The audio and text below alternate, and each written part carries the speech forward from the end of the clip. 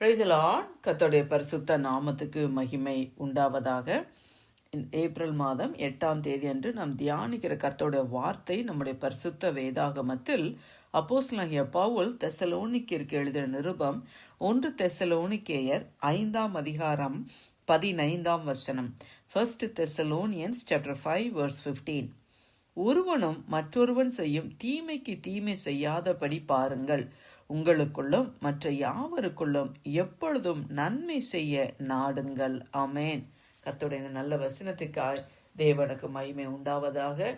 நாம் விசுவாசிகளாகிய நாம் நம்ம எப்படி நடந்து கொள்ள வேண்டும் என்று சொல்லி அப்படியாக இந்த வசனத்தின் மூலமாய் ஆவியானவர் நம்மளோடு இடைப்படுகிறார். ஒருவரும் மற்றவன் செய்யும் தீமைக்கு தீமை செய்யாதபடி பாருங்கள் என்று சொல்லி நம்முடைய சுபாவம் இல்லையா, ஜென்ம சுபாவத்துல யாராவது நமக்கு நன்மை செய்தா நம்ம நன்மை செய்வோம் இல்லையா. யாராவது நமக்கு கெடுதல் பண்ணா உடனே நம்மளும் என்னன்னா அவங்கள திருப்பவும் நம்ம ஏதாவது சரி கட்டணும், ஏதாவது அவங்களுக்கு தீமை செய்யணும் அப்படின்னு சொல்லி அந்த மாதிரி தான் நம்மளுடைய சுபாவம் இல்லையா.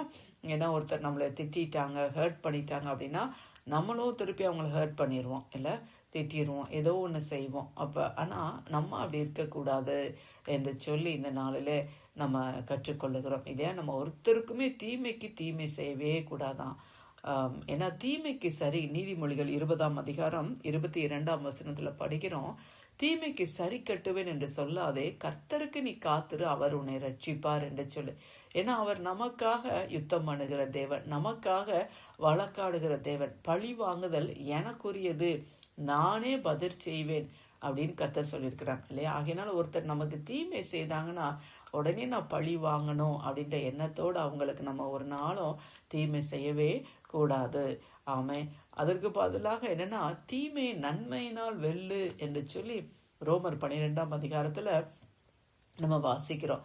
அப்ப நமக்கு தீமை செய்தவர்களுக்கு கூட நம்ம நன்மை செய்கிறவர்களாக நம்ம இருக்க வேண்டும். பேதுரு புஸ்தகத்துல 1 நிருபத்துல நம்ம அந்த பேதுரு புஸ்தகத்துல நம்ம படிக்கிறோம், நம்ம யாருமே தீமைக்கு தீமையையும் உதாசீனத்துக்கு உதாசீனத்தையும் சரி கட்டாமல் நம்ம ஆசீர்வாதத்தை சுதந்திரித்து கொள்ளும்படி நம்ம அழைக்கப்பட்டவர்கள் என்று அறிந்து நீங்க ஆசீர்வதியுங்கள் என்று சொல்லி வசனம் சொல்லுகிறது. 1 பேதுரு 3ஆம் அதிகாரம் 9ஆம் வசனத்துல அப்படியா படிக்கிறோம், தீமைக்கு தீமையையும் உதாசீனத்துக்கு உதாசீனத்தையும் சரி கட்டாமல் அதற்கு பதிலாக நீங்கள் ஆசீர்வாதத்தை சுதந்திரித்து கொள்ளும்படி அழைக்கப்பட்டவர்கள் என்று அறிந்து ஆசீர்வதியுங்கள் என்று சொல்லி. ஆமே. நம்ம தீமைக்கு தீமை செஞ்சோம்னா அதனால நமக்கு ஒரு பலனும் கிடையாது இல்லையா. நம்ம பாவம் செய்கிறவர்களாக மாறிவிடுவோம். ஆனா தீமைக்கு பதிலாக நம்ம நன்மை செய்தா நமக்கு அது ஆசீர்வாதத்தை நம்ம வாழ்க்கையில கொண்டு வருகிறதாக இருக்கிறது.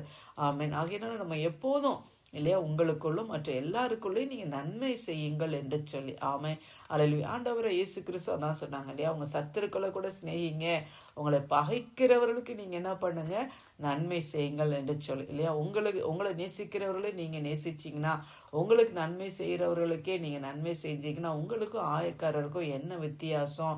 உங்களை பகைக்கிறவர்களுக்கு நீங்க நன்மை செய்யுங்க, உங்களை துன்பப்படுத்துகிறவர்களுக்காக நீங்க ஜெபம் பண்ணுங்க.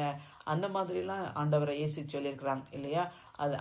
அது மாத்திரமல்ல, கர்த்தர் நமக்கு என்னன்னா ஒரு முன்மாதிரி வைத்து போயிருக்கிறாங்க. அவர் நன்றி அறியாதவர்களுக்கும் துரோகிகளுக்கும் கர்த்தர் நன்மை செய்கிறாரே என்று சொல்லி ஆண்டவரை இயேசுவை குறித்து எழுதப்பட்டிருக்கிறது இல்லையா. அவர் நன்மை செய்கிறவராக தான் ஆண்டவர் சுற்றி திரிந்தார். பிரியமானவர்களே, அவருடைய சீஷர்களாகிய நம்ம அவருடைய அடிச்சுவடுகளை பின்பற்றும்படி நமக்கு அவர் மாதிரியை வைத்து போயிருக்கிறாங்க. ஆகையினால நம்ம யாருக்கும் தீமைக்கு தீமையை சரி கட்டாம எல்லாருக்கும் நன்மை செய்யறதுக்கு ஆண்டவர் நமக்கு அந்த கிருபையை கொடுப்பாராக இல்லையா.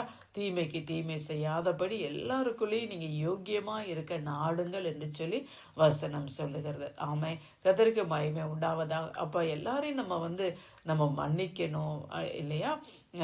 அந்த சுபாவங்கள்லாம் நம்ம கிட்ட இருக்கணும். எல்லாரையும் நேசிக்கணும், மன்னிக்கணும், விட்டு கொடுத்து போகணும் நம்ம அப்படின்னு சொல்லிட்டு அந்த சுபாவங்கள்லாம் நம்ம கிட்ட இருக்கும் பொழுதுதான் நம்மளால என்ன பண்ண முடியும், நம்ம மற்றவர்களுக்கு நம்ம நன்மை செய்ய முடியும். ஆமா. நன்மை செய்கிறதுல நீங்க சோர்ந்து போகாதீங்க அப்படின்னு வேதம் சொல்லுகிறது.